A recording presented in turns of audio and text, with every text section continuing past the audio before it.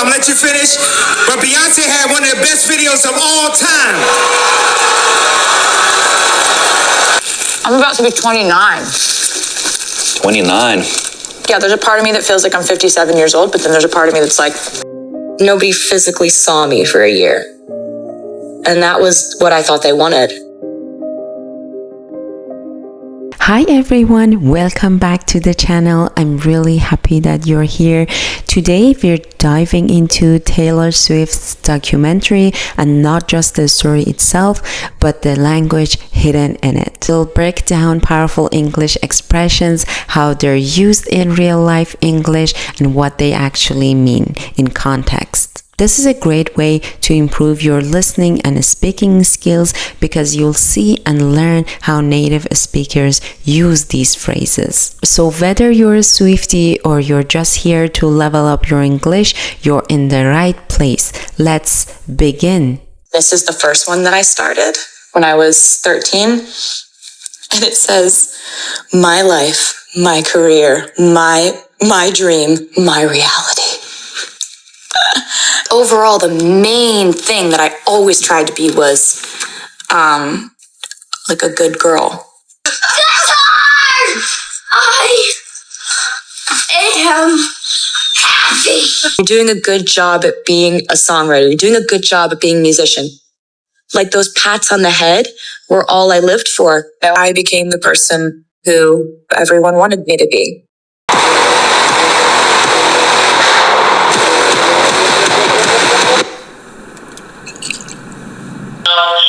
In the big categories of album, record, song, you are not nominated. I just need to make a better record. Well, Reputation is a great record. No, I'm making a better record. Baby, that's the fun of me. Da-na-na-na-na-na. I don't know. I don't have no idea. It's really cool. You like it? Yeah. First verse and like maybe a lower volume so you can hear what lyrics I'm trying to say. Baby doll, when it comes to a lover, I tell you that you'll never find another like me. Everybody in music has their own sort of niche specialty thing that they do that, you know, sets them apart from everybody else.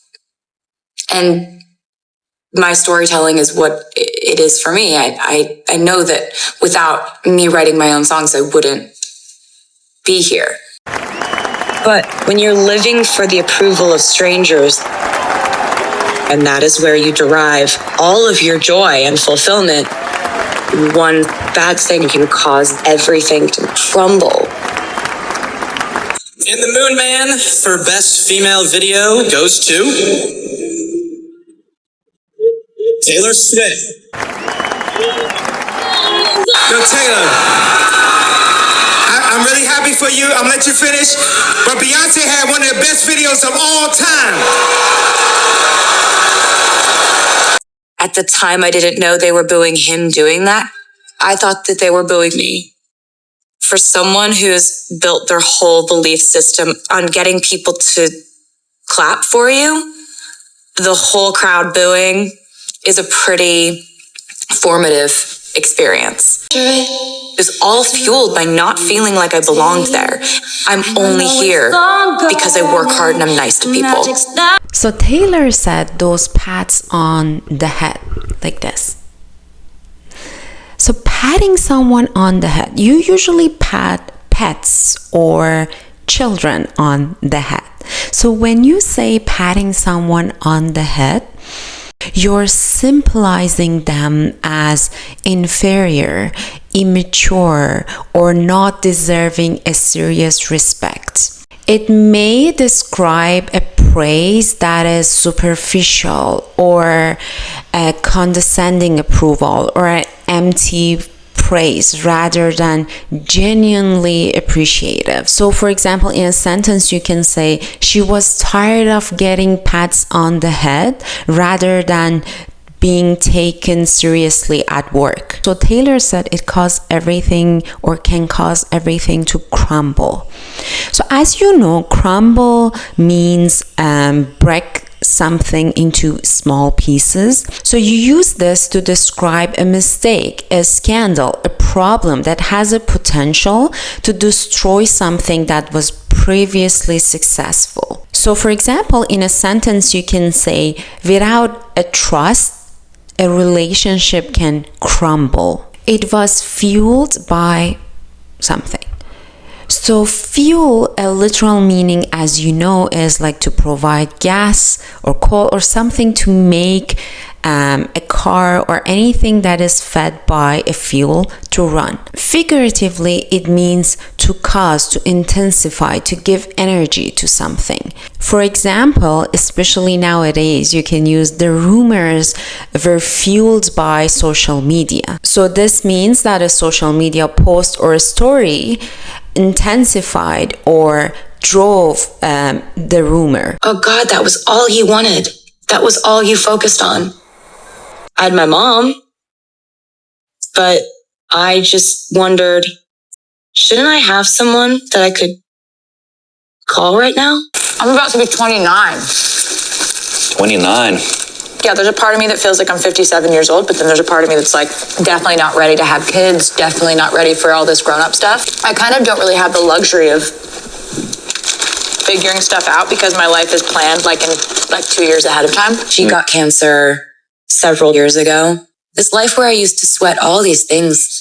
Do you really care if the internet doesn't like you today? If your mom's sick from her chemo?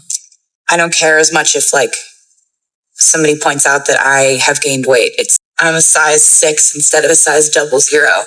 If you're thin enough, then you don't have that ass that everybody wants. But if you have enough weight on you to have an ass, then your stomach isn't flat enough. And you know that's probably not right. But then again, there's so many diet blogs that tell you that that's what you should do.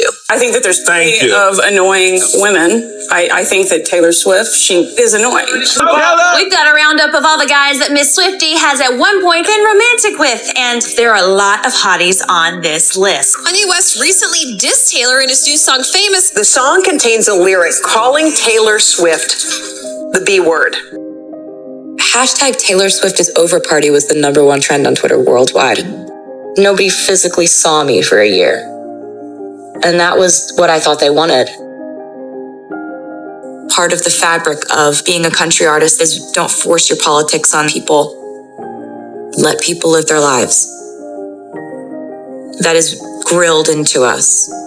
So Taylor said, I don't have the luxury of. When you use luxury that way, you're not referring to luxury item. It means that you don't have a certain choice or a certain benefit that others might have because of your situation. For example, I can say a small channel doesn't have the luxury of huge marketing budget. That's why I appreciate you being here, by the way. So Taylor said sweat all those things.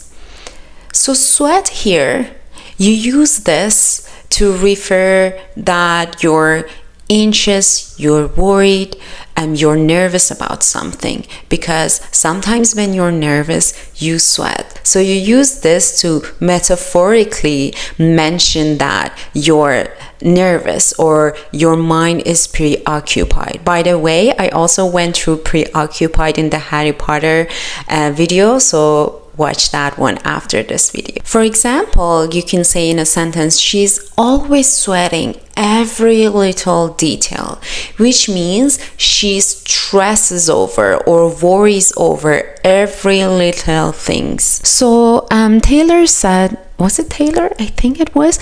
It's grilled into us. So grilled into us is not as common as drilled into us, but both mean an idea, a rule, a belief, a habit has been repeated multiple times that it has become ingrained in us. For example, you can say discipline has been grilled or drilled into us from day one. Thank you so much for watching. If you enjoyed today's video, subscribe and like the video. It helps the channel grow. And don't forget to let me know in the comment section what we should break down in the next video. Bye!